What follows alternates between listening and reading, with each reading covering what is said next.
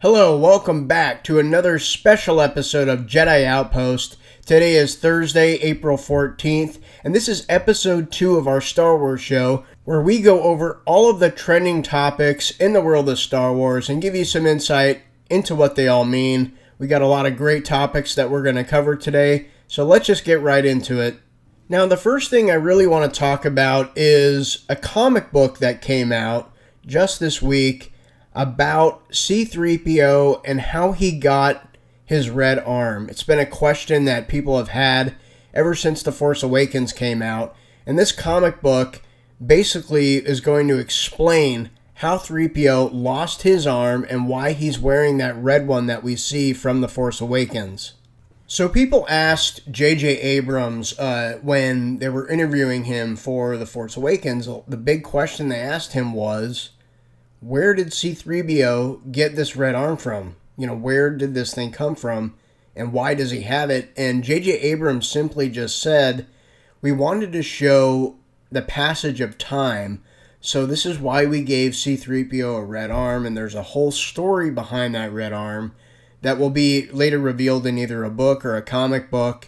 And it brought a lot of questions because in the movie, if you've seen The Force Awakens, you know that C-3PO has that red arm throughout the entire film. And then at the very end, when Rey leaves to go find Luke with Chewbacca and R2, C-3PO's regular golden arm is back. So that leaves a lot of questions. Like, did 3PO decide to just switch the arm out? Did his other arm get fixed? There's a lot of confusion on that part of the movie. Some people are saying that scene might have been a goof where he should still have had the red arm. I don't really know, and I'm sure someone will come out later and say it was either a goof or it was there for a reason. But we do know as of right now why C-3PO has that red arm, and the comic book that came out is called C-3PO number 1, which I was fortunate enough to read. It's just a one-shot, according to the comic creators. And basically, what it is, it's about the sacrifice of a droid, and C-3PO is going to honor this droid by wearing the droid's arm. So basically, this one-shot is telling a story of a group of resistance fighters who takes 3PO and a protocol droid named Omri, and they go on this special mission to find Admiral Ackbar, who's been captured by we think the First Order, and the remnants of the Empire. And this really horrible trap ensues with our favorite droids. And the comic book really tells a lot about the relationship between a droid's loyalty to its master. And it was just really, really interesting. And you see Omri, who basically sacrifices himself to save not only Admiral Ackbar and C-3PO, but also all these resistance fighters who came to save Ackbar. And it was kind of a nice, touching little story. It had some heart to it. And it was just a really interesting view into one of the many questions that people had about The Force Awakens, and I really liked, how they showed that relationship between a droid and its master, because that's a theme that we've seen in all the Star Wars films and TV shows. We see how some droids are so loyal to their masters, whether C-3PO and R2 are so loyal to Anakin, who eventually get passed on to the Organas, who then eventually get passed on to Luke, and then back to the Organas. So it was just a really nice, interesting tale in the Star Wars universe that, a lot of people had questions on, and I really liked the comic, and, I would definitely check it out if you haven't read it, or if you haven't read anything about it, either on the news or on any of the websites, because that seems to be one of the hottest trending topics right now is this whole C-3PO Red Arm thing. So definitely check it out. It's kind of a lot of fun. The one thing I still question, though, is, that ending scene in The Force Awakens, why C-3PO went back to having his, regular arm. that remains to be unseen right now. So, they may explain that down the line. They may not. Who knows? But we'll have to just wait and see what happens with that. Okay, moving on to a bit of more sad news in the Star Wars world. We just found out that Eric Bauersfeld died last week at the age of 93. And Eric Bauersfeld, if you don't know who he is, he was the guy behind the voice of both Admiral Ackbar and Bib Fortuna. Now, Admiral Ackbar has always been one of those characters, for me, who's been just such a special creation in the Star Wars universe. We all know, the very famous line from Return of the Jedi when he says, "It's a trap." So, he didn't, I don't know if he knew at the time when he was making that film that one singular line of "it's a trap" would not only become incredibly popular in pop culture, but that the fans would just associate that line with his character. And since Return of the Jedi, he has become one of these kind of unsung heroes in the Star Wars universe. They had a really cool arc about Admiral Ackbar in the Clone Wars TV show, which I really liked, where it deals with, the Mon Calamari species and their race war that they get into with the Separatists. So that was really cool that we got some, backstory of Admiral Ackbar. He was obviously in that C-3PO one short. He was in Return of the Jedi. And he was also in The Force Awakens. He had a very small role. And sadly, that kind of was his last gig. It was his last hurrah as Admiral Ackbar. So people also forget that he played Bib Fortuna, who was I don't really even know what you call him. He was like the Grand Vizier to Jabba the Hutt. And Bib Fortuna, was another one of those characters who, he wasn't always, a good character. He was a bad kind of character, but he was a weak-minded character. We see Luke doing the Jedi mind trick on him. And, Bib Fortuna doesn't really speak English. He speaks in that alien dialect where he's like, "Oh, whatcha?" and "Jabba no bother." All that kind of stuff. So you can definitely tell from the way the tone of his voice sounds that the guy that played him was both of those characters. And, Eric Bauersfeld has come out and said he never thought in his wildest dreams that those two characters, which he only did for a couple scenes in that one film, would become these iconic characters in the Star Wars universe. And he went on record in numerous interviews thanking the fans for giving him such meaning and purpose to his life. He always felt that those characters were incredibly special to him, and he would not have been where he was if not for the fans. So he will be greatly missed by the Star Wars community, and it's always sad to see, some of our favorite heroes go. And but, we're kind of getting to that age now where a lot of those original actors and characters, they're slowly fading out and, just becoming part of the passage of time. So anyway, he will be greatly missed, and it's sad to see, a hero go, but that's life. Okay, moving on, I want to just go over quickly a book that I just read. And the book is a young reader's novel that was part of the journey to The Force Awakens. And it just got released this last week in hardcover format. And I really wanted the hardcover book because I don't read well on Kindles or iPads, things like that. So I wanted to wait till the book came out in a hard copy. And the book is called Tales from a Galaxy Far, Far Away. And it basically is a collection of short stories about all of the different alien creatures in The Force Awakens, and each short story tells just a quick little one-shot of these little adventure stories of these aliens that were in The Force Awakens that we saw, and some of the aliens that were in The Force Awakens who got cut also get their stories told. And so it was really an interesting read. I had a lot of fun with it. The book is aimed at young readers, so you can get through this entire book in about 2 or 3 hours. It's about 400 something pages, but again, it's written for, kids. So, the wording and the dialogue, it's very simplistic, but the stories are actually really, really fun.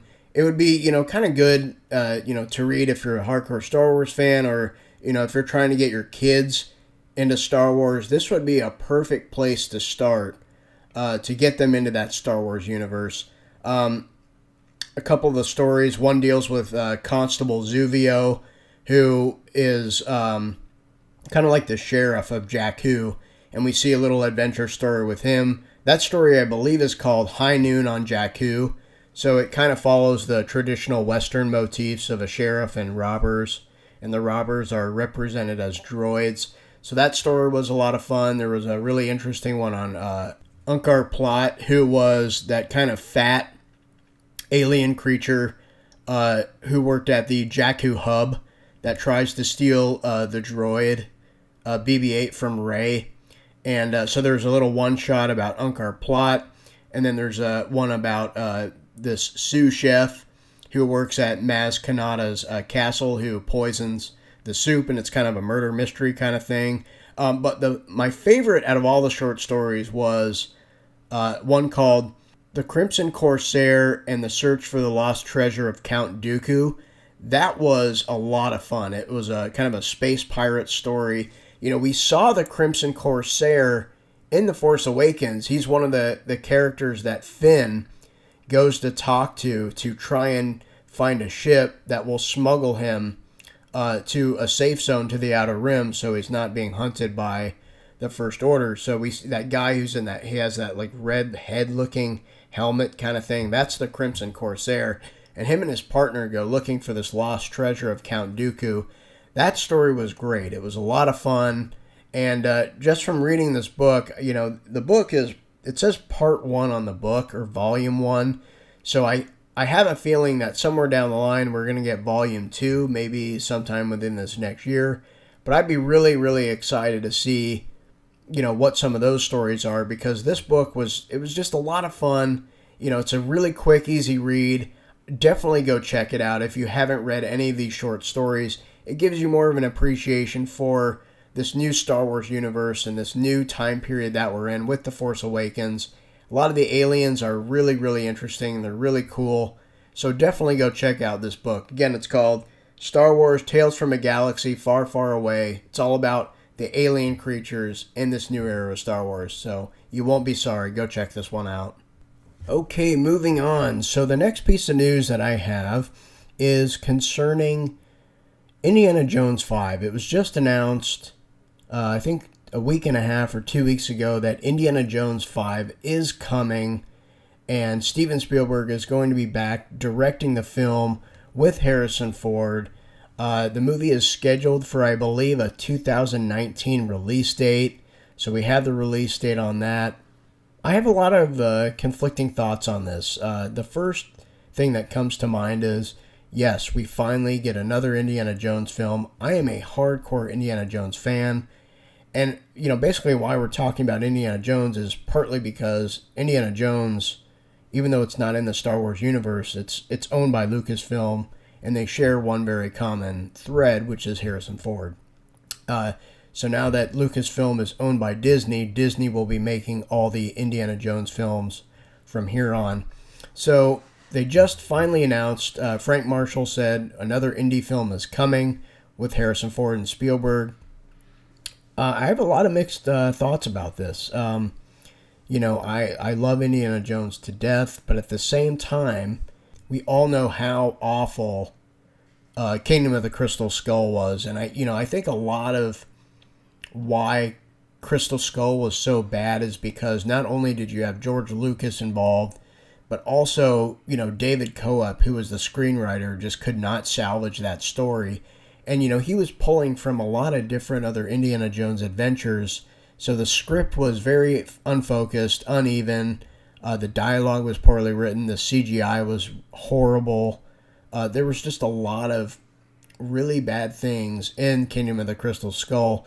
So that doesn't give me a lot of confidence for this new Indiana Jones franchise. And I think the major problem with an older version of Indiana Jones is the fact that he is not, in his prime, and he's also not in that Nazi era, which is, I think, where most people associate Harrison Ford and Indiana Jones. They want to see Indiana Jones back in the 30s and 40s fighting Nazis and going on a series of really cool adventures.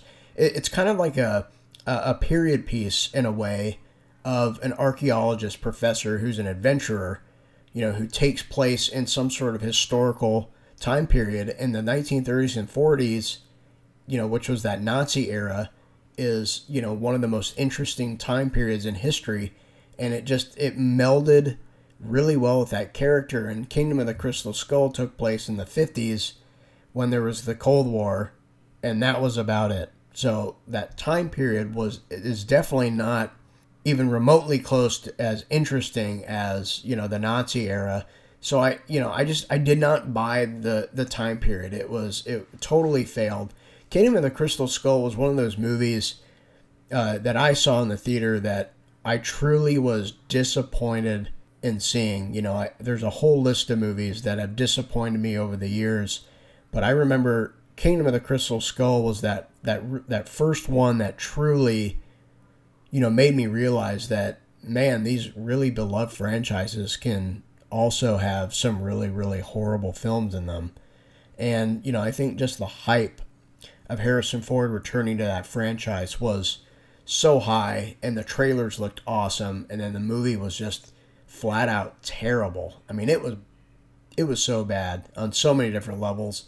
So where I had the mixed feelings about this new indie film is they're saying it's going to be a continuation of Crystal Skull, which, if you're like most people and hated Crystal Skull, that most likely this next adventure film is going to be also not set in the Nazi era. And if it's going to be a continuation of that story, Indiana Jones is going to be older.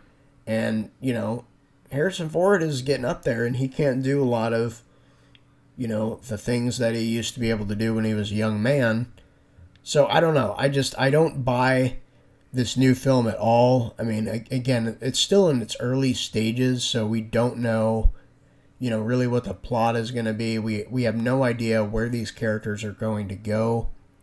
It was rumored for a long time that Chris Pratt was being eyed to take over the Indiana Jones franchise, and I was so down for that. I thought Chris Pratt is such an amazing actor, and he definitely proved himself to be worthy of the Indiana Jones franchise after he made both Guardians of the Galaxy and Jurassic World.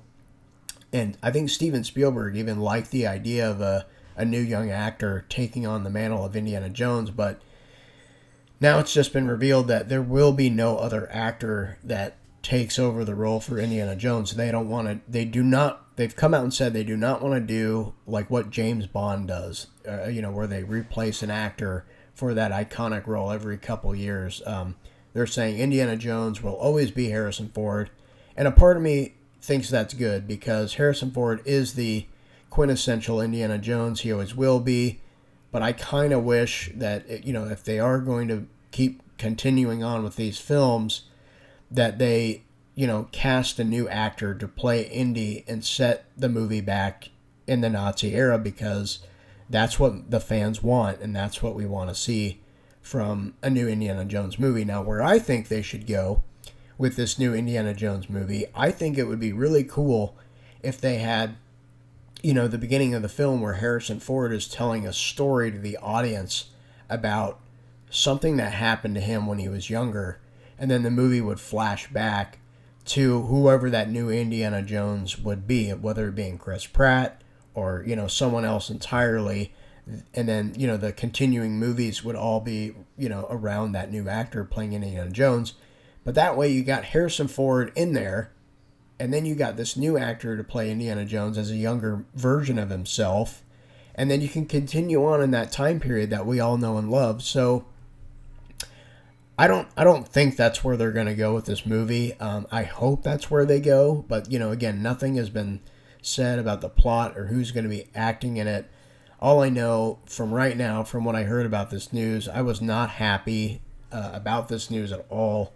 And it just made me very, very worried about the future of Indiana Jones. But who knows? They may, do something incredible with the movie that, that they're not really even telling us. We just don't know at this point.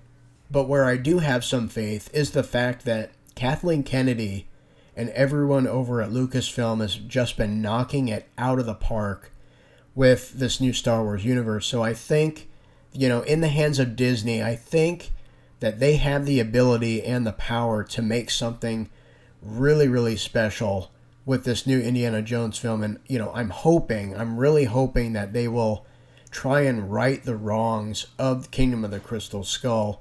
And if they don't, it's going to be really unfortunate. And then I would probably say that maybe Indiana Jones, if they're not going to get a young actor to play him, maybe it's a character that, should not be resurrected in the future. But who knows? We'll see what happens. I'm curious to see where they go with the story. Fingers crossed on that. We'll just have to wait and see till the movie comes out. Or at least wait until, we see that first trailer, which is going to be, in 2 years from now. So we'll see. Okay. Moving on to the last piece of Star Wars news this week. There is a movie coming out that I saw a trailer for. And the movie is called Elstree 1976, which is basically a documentary about the unseen actors of Star Wars. So this really unique documentary is basically about the actors behind some of our favorite and beloved characters from the Star Wars universe. So I'm going to go on this website and just read you a small excerpt for what this film is about. Now, this is on slashfilm.com. And on slashfilm.com, the description says, "This is a glimpse behind the scenes that you don't normally get to see. Featurettes and documentary films chronicling the making of movies always take a look at the stars and set a talk to the marquee players about the production. But you never get to hear from the extras, many of whom don't even have a line and spend most of the day waiting to shoot a scene.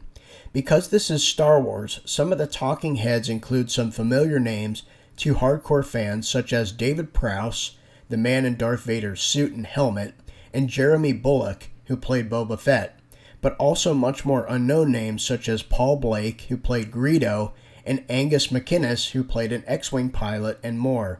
So this documentary debuted at the BFI London Film Festival, and I guess a lot of the critics really, really like this film.